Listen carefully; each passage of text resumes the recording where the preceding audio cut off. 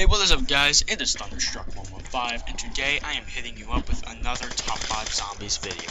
And in today's Top 5, we are going to be discussing the Top 5 SMGs in Call of Duty Zombies. Now, first I want to quickly apologize for not posting in like over a month, basically.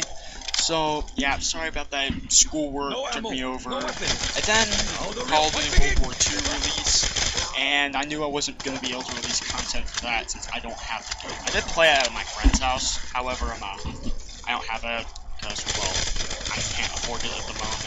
I just play whatever. Anyways, so sorry about that, but I'm pretty sure y'all kind of were expecting some of that.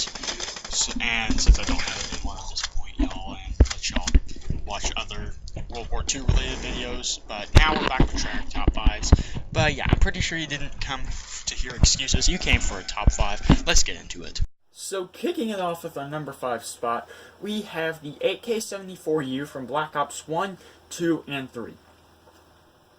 Now the AK-74U is a really good gun overall. It's a wall buy on all Black Ops 1 maps, and I believe on all Black Ops 2 maps except for Mob of the Dead, and maybe maybe Nuketown, I'm not sure. Oh yeah, it is on that map. And it's also available in the box on all the Zombies Chronicles maps in BO3.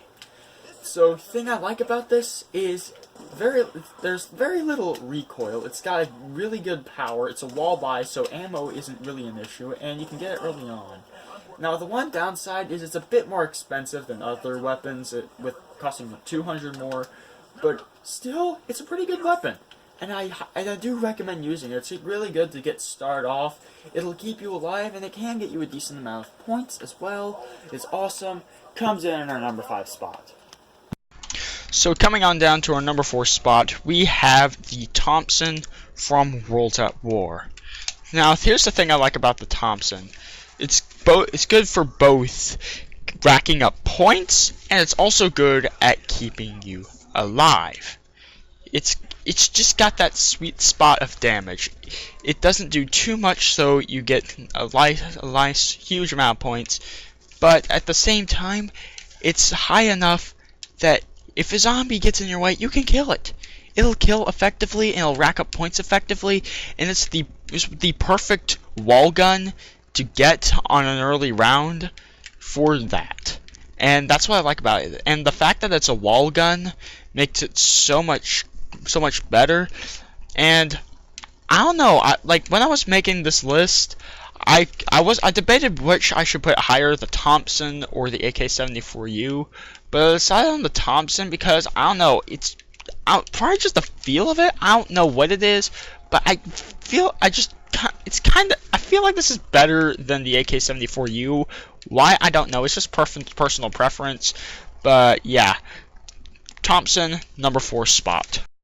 And coming in at our number 3 spot, we have the PDW from Black Ops 2. PDW, it's on every single DLC map except for Nuketown.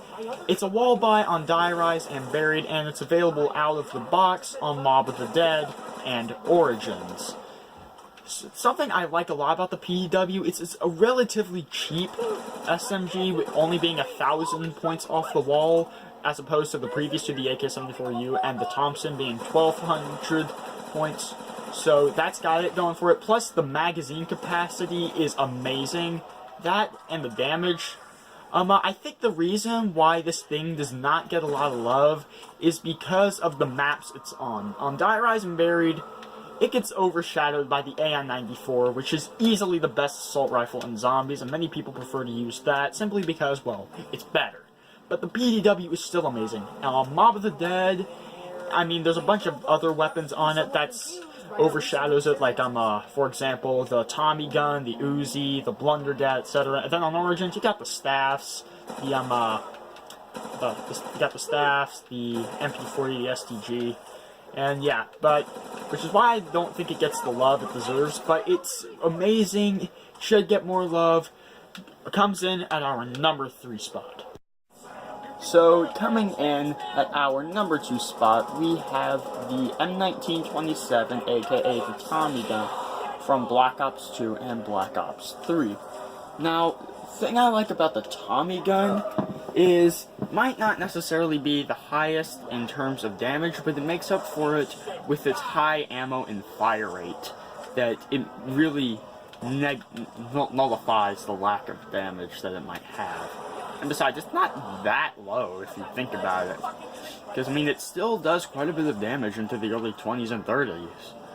And it's one of my favorite weapons to use on Mob of the Dead. It's also a really good weapon to have on Revelations as well. I do think that the Black Ops 3 version is better. I'm not sure if this is true, but it feels like it's slightly more powerful. But that's just me. That and the extra ammo. But yeah, this thing is amazing.